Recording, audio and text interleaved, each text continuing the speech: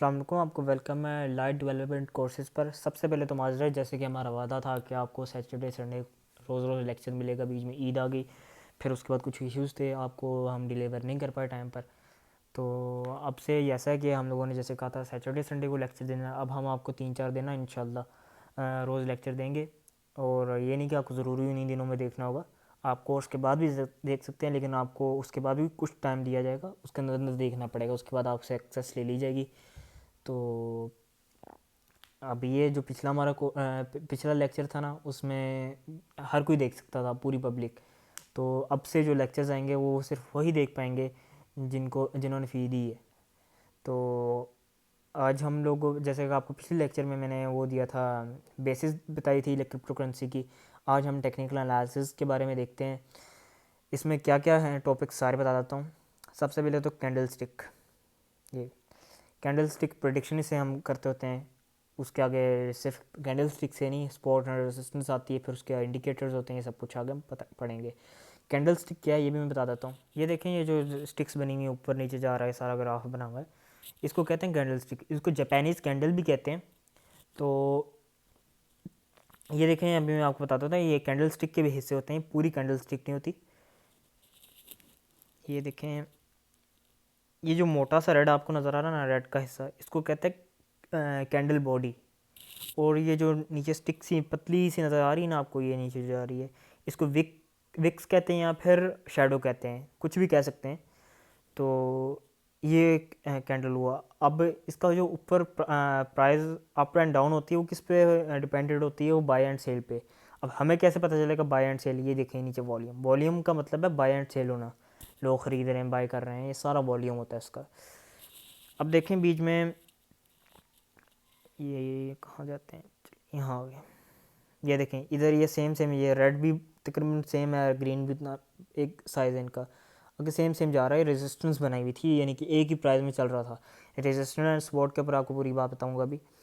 तो ये देखें, सेम सेम जा रहा था, सेम सेम जा रहा था, प्राइस सेम नहीं थी ऑलमोस्ट। बीच में यहाँ एक साथ दो ग्रीन आए, यहाँ ग्रीन आया, ये फिर प्राइस और ऊपर गई, यानी कि बाय ज़्यादा एक साथ हो गई। पहले रेड ग्रीन चल रहा था, दो लोग यानी कि दो जो बनी इनकी कैंडल्स, तो वो डायरेक्ट प्रॉफिट में लेके गई। उसके बाद दोबारा आगे सेल वाले, तो फ़ौरन प्राइस नीचे आई। देखें फ़िलहाल ये कैंडल इसने यहाँ पे बनाई थी, हम यहाँ से देख सकते हैं, ये 53 पे आई थी। ये देखें साइड पे लिख के आया हुआ 53, तो इसकी प्राइस यहाँ तक आई। उसके बाद फिर लोगों ने किसी ने बाय किया थोड़ा सा, यानी कुछ ख़ास फ़र्क नहीं पड़ा, रेजिस्टेंस बनाए रखा है प्राइस। फिर बीच में सेल किसी ने किया, उसने काफ़ी बड़ा इफेक्ट दिया, प्राइस कहाँ तक आ गई थी? ये देखें, ये साइड पे लिखा है 49 तक आई, 49 तक आई। फिर लोगों ने आगे थोड़ा ग्रीन किया, लेकिन लॉस काफ़ी हो चुका था, फिर ग्रीन ग्रीन यानी ऑलमोस्ट ना होने के बराबर ही आया।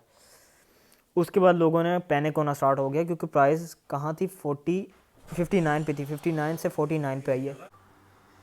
ये भी देखें, फिर 59 पे था, 59 से आया 49 पे, यहाँ पे 14, ये देखें, ये 49 पे आया, ऑलमोस्ट 50,000 के करीब करीब था।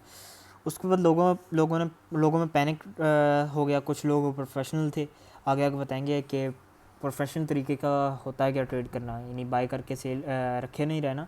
डिप वगैरह का बहुत फ़ायदा होता है, जैसे कि आजकल सारे डरे हुए हैं, लेकिन ये हम लोग जो क्रिप्टो वाले हैं उनके लिए ईद है, अगर किसी को आती है। नहीं तो जिसको नहीं आती ना, सट्टाबाजी करता है, उसके लिए तो ये बस अजाब है, उसको नहीं पता करना क्या था।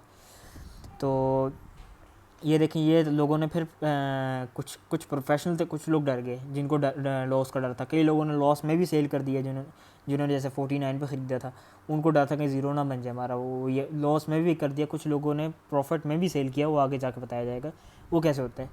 फिर लोग सेल करते गए, सेल करते करते देखे प्राइस कहाँ पे आ गई? 38 पे आ गई, ऑलमोस्ट 38 पे नहीं, सॉरी 30 पे आ गई थी। 59 से देखें 30 पे आ गई। उसके बाद कुछ लोगों ने फिर वो बाय करना शुरू किया, जिनको लगा कि अब सस्ता है, हम लोग को ख़रीद लेना चाहिए, ऊपर जाएगा।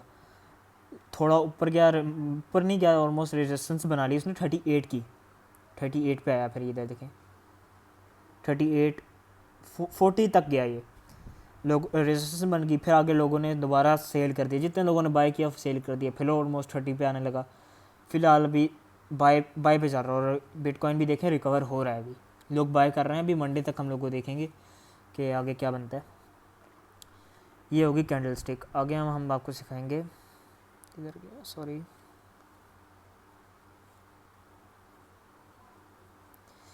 आगे हम पढ़ेंगे फिर स्पॉट एंड रेजिस्टेंस होता क्या है, प्रोफेशनल लोग इसी को देख कर ट्रेड करते होते हैं। फिर इसके आगे इंडिकेटर्स टूल्स होते हैं एक, जैसे एक मिनट में दिखा देता हूँ।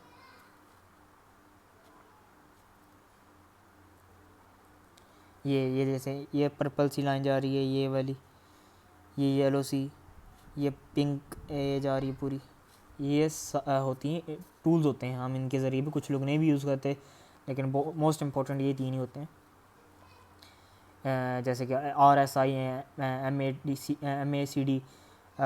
फिर उसके बाद टाइम फ्रेम्स का हम पढ़ेंगे। जैसे ये देखिए ऊपर टाइम फ्रेम्स है, 1 डे हो गया, 4 आवर्स हो गया, 1 आवर हो गया, 15 मिनट हो गया, ये टाइम फ्रेम्स होते हैं। ये बहुत इंपॉर्टेंट है। 15 मिनट होता है अगर कोई इंट्रा का बता दूँ, इंट्रा का मतलब डे या कुछ छोटी सी इन्वेस्टमेंट, यानी एक दिन के अंदर उस प्रॉफिट निकालना है, वो सस्ते सस्ते कॉइन्स होते हैं।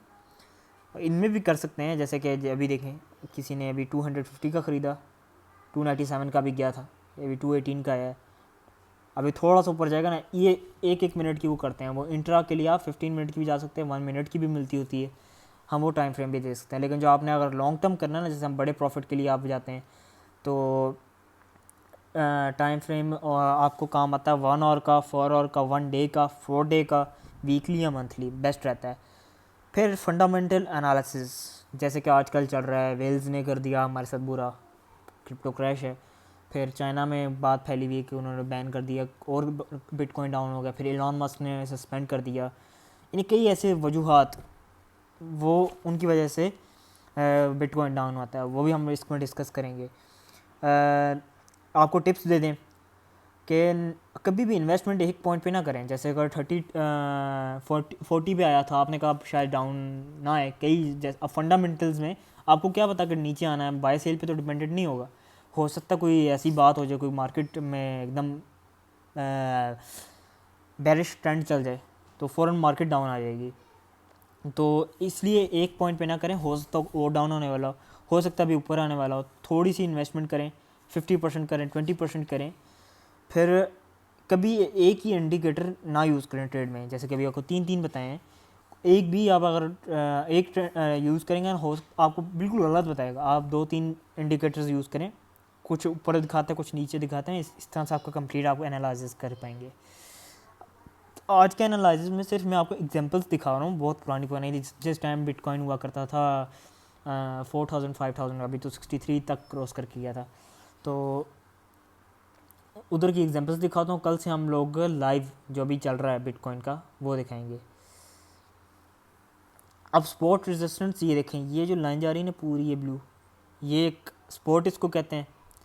रेजिस्टेंस ये जो ऊपर जा रही है ये, अब ये आपको मिलती नहीं, आप खुद लगाते होते हैं, यानी आपने खुद ढूंढनी है स्पॉट क्या है, रेजिस्टेंस क्या है। ये आपको कोई बाइनेंस पे या कहीं आपको मिलने वाली नहीं है, आप ये देखते होते हैं है कैसे। ये बताता हूँ आपको, पहले बता दो स्पॉट क्या है। स्पॉट का मतलब सहारा मिलता है। रेजिस्टेंस मतलब स्टेबल हो जाना, कोई नहीं ना ऊपर जा रहा है ना नीचे जा रहा है, इसको कहते हैं रेजिस्टेंस। अब देखें ये बिटकॉइन जा रहा है, बिटकॉइन की है ये, जब 4000 का हुआ करता था उस टाइम की है। तो ये देखें डाउन डाउन डाउन डाउन, ऊपर नीचे, फिर ये देखें इसने यहाँ पे लिया स्पॉट, वो जगह जहाँ पे जाती है फिर ऊपर आती है। यहाँ पे देखें कुछ लोगों ने यहाँ पे बाई किया, फिर एकदम नीचे आ गया, कुछ वजह होंगी मे बी फंडामेंटल, जैसे कि कोई हो सकता कोई किसी ने इसके खिलाफ बात कर दी हो, तो लोग डर जाते हैं, फ़ौरन सेल करना शुरू कर देंगे, भाई हमारा लॉस हो गया, किसी ने कह दिया भाई बिटकॉइन नहीं चलने वाला, ख़त्म होने वाला है, फ़ौरन सेल कर देते हैं। कुछ जैसे कि अभी इसराइल की वॉर चल रही है, इस पर भी मार्केट का असरअंदाज होते हैं। तो अब स्पॉट वो जगह है जहाँ से बाउंस बैक होती है। देखें एक ये बनी है स्पॉट, फिर एक ये स्पॉट बनी है, देखें यहाँ पे भी टच किया, ऊपर गया। फिर एक ये नीचे देखें, यहाँ पे टच किया है, ये देखें ये नीचे, ये भी एक स्पॉट है लेकिन मार्क नहीं हुई। इसके बाद ऊपर गया, लेकिन ऊपर ज़्यादा नहीं गया इसलिए मार्क नहीं की गई। तो फिर ये नीचे आया, देखिए ये इसका एक नीचे इसने स्पॉट बनाई, ऊपर फिर गया। अब रेजिस्टेंस का बता देता हूँ। ये देखें जब टॉप पर जाती है ना, यहाँ पर किसी ने बाय कर लिया।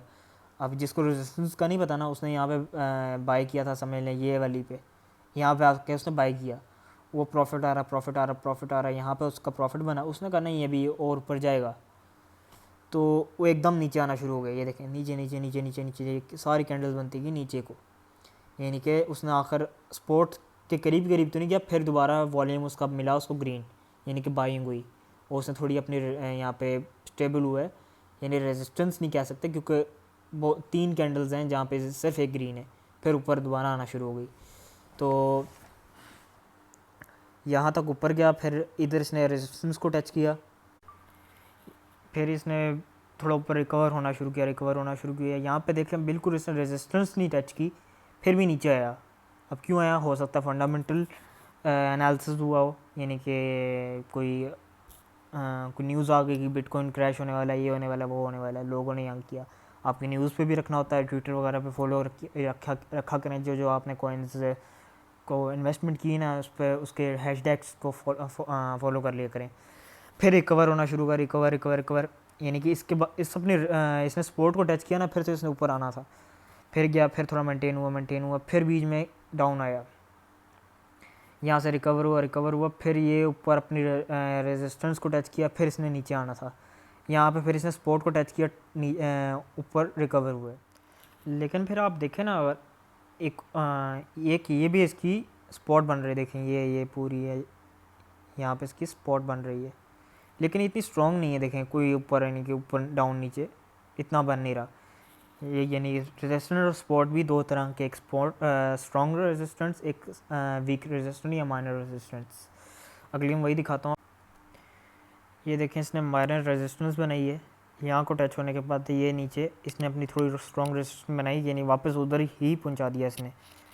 फिर इधर माइनर यहाँ पे बनाई, इधर बनाई, फिर यहाँ से स्ट्रॉन्ग रेजिस्टेंस से इसने बहुत ऊपर यानी कि स्ट्रॉन्ग स्पॉट थी ना इसकी, ऊपर तक गया।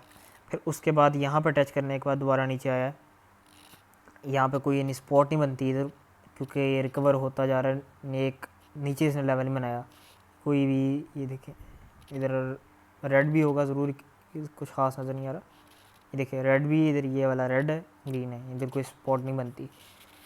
तो यहाँ से रिकवर हुआ, फिर इसने माइनर रेजिस्टेंस को टच किया, ये छोटी सी थोड़ा सा नीचे लेके गई, फिर ऊपर लेके जा रही है और फिर ये मेजर रेजिस्टेंस को टच करके आई है। उधर टच करने के बाद ये दोबारा अपनी माइनर स्पॉट पे लेके आती है, और फिर इसने दोबारा यहाँ पे एक स्पॉट बनाई, जिसके बाद ये ऊपर बाउंस बैक दोबारा हुआ है। ये प्रोफेशनल लोगों का काम होता है। फ़िलहाल इसको ये मे भी आपको समझ भी ना आया हो, क्योंकि ये प्रोफेशनल लोगों का, ये आगे हम डीपली इसको पढ़ेंगे। उसका तो ये ले लेते हैं, एक रेक्टेंगल सा बना लेते हैं हम यहाँ पे। ये देखें ये डब्बा से बना हुआ ना रेक्टेंगल सा, ये बीच में बना लेते हैं। ये लाइक ये जो नीचे वाली लाइन है ना, ये समझ ले $1 है, और ये जो ऊपर वाली लाइन है ये $1 1.05 यानी कि 5 सेंट ऊपर है। अब ये इंट्रा जो ट्रेडर्स हैं, यानी कि आपको पहले बता चुका हूँ, जो सिर्फ दिन में करना चाहते हैं $1-2, यानी पूरा दिन उनका काम यही होता है तो मैं ऊपर गया तो फिर नीचे आ गया, फिर ऊपर गया फिर नीचे आ गया, ये इसके ज़रिए देखते होते हैं।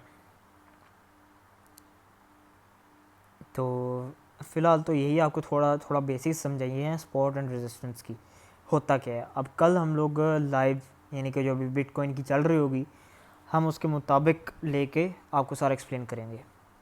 अल्लाह हाफ़िज़।